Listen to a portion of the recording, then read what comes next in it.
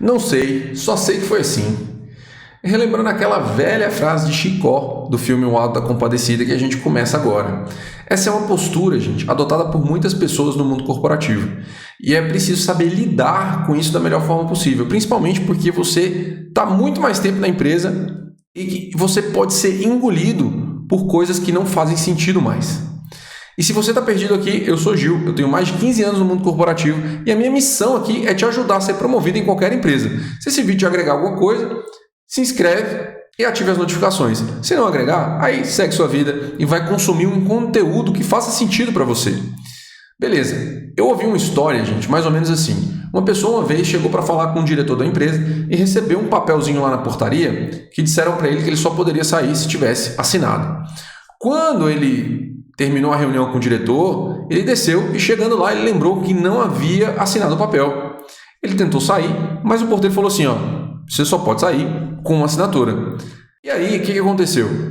Ele pensou, eu vou ter que pedir o diretor da empresa para assinar para mim. Só que ele não queria incomodar o cara de novo. Ele foi lá no banheiro e assinou o papel ele mesmo. E entregou para o porteiro, que liberou a saída na hora. Com uma assinatura que não era a assinatura de ninguém da empresa que ele trabalhava ali, que trabalhava naquele lugar. Depois de um tempo, ele retornou nessa mesma empresa e falaram a mesma coisa para ele, só que era uma outra pessoa na portaria. Ele resolveu comentar com essa pessoa o que havia acontecido poucos meses atrás. E esse novo porteiro respondeu, olha rapaz, eu nem sei o que é esse papel aqui que precisa assinar, mas me disseram que só poderia liberar a saída com a assinatura dele. O processo inteiro ele existia, só que não funcionava. Ninguém sabia o que era essa tal dessa assinatura. Não existia nenhum controle de entrada e saída no prédio. E ninguém entendia para que servia aquele bendito papel. Mas estava lá e estava assinado. E todo mundo era obrigado a obedecer aquele negócio, porque sempre foi assim. E se você quiser saber diferenciar e entender como funcionam essas questões relativas a processos que não servem mais e como isso pode te ajudar a ser promovido, eu tenho os 4 pilares que sustentam uma promoção em qualquer empresa e nesse canal eu tenho um vídeo que eu falo sobre a crise do corporativo e por que você precisa aprender isso para ser promovido. Eu vou deixar o link aqui na descrição para você assistir depois. Bom, gente, o fato é que processos existem e muitas vezes eles são repetidos no corporativo sem o menor sentido.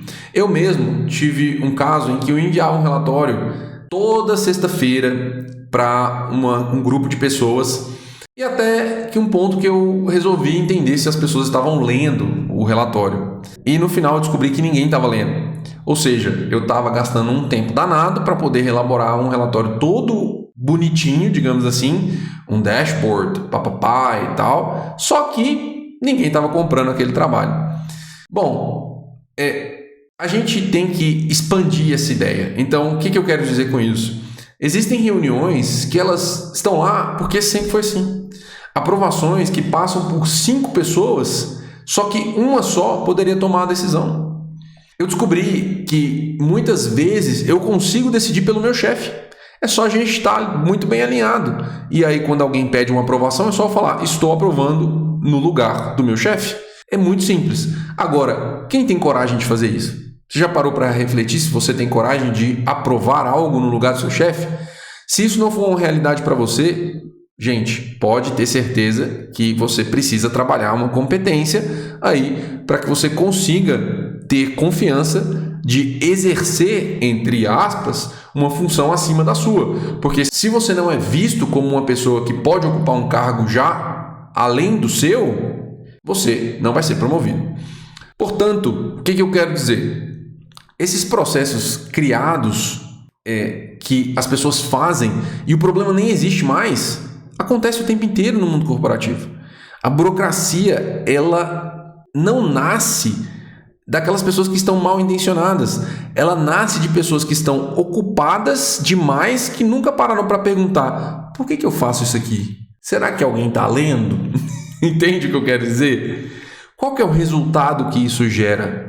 E olha só, eu fiz uma pergunta sobre o relatório que eu acabei de comentar, que eu estava mandando toda sexta-feira, que foi, e se eu parasse de fazer isso hoje? Será que alguém vai sentir falta? E sentiu. Isso mudou um pouquinho a minha perspectiva, porque você olha para um processo que você está fazendo, você confirma com base nos dados, Mas no final das contas, tinha uma variável de confusão ali, e eu vou te explicar qual foi. Um diretor da área falou para mim por que eu tinha parado de mandar o relatório. Ele olhava o relatório pelo celular e o celular não me dava a confirmação de leitura dele. Ou seja, ele estava vendo o que eu estava fazendo, ele estava acompanhando os indicadores, mas eu não consegui ver isso reproduzido nos meus dados. Ele deu falta e eu descobri que eu tinha uma visibilidade muito maior do que a que estava se apresentando para mim. Ou seja, o que eu poderia ter feito para descobrir isso antes? Eu poderia ter feito um one-on-one com ele, trocado uma ideia, falado do relatório, comentado. Ou ele mesmo daria isso para mim. Gosto muito do relatório que você faz, que você manda lá toda sexta-feira, eu acompanho todos os dias. Eu nunca tive essa ideia, porque na época eu era um mero analista júnior. Então, para mim, não fazia sentido eu me conectar com o cara da diretoria naquela época. O que para muitas pessoas isso é uma bobagem, ou seja, você precisa aprender a ler o ambiente para que você possa entender com quais pessoas você pode se conectar. Não é todo mundo que aceita uma conexão de um analista júnior e a pessoa sendo um diretor, então tome muito cuidado com isso quando você for pensar em fazer. E aí, beleza, gente.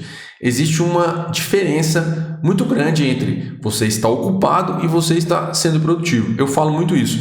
Você tem que parar de ser produtivo nas coisas que não importam. Ocupado é criar um movimento. Você está sempre fazendo alguma coisa.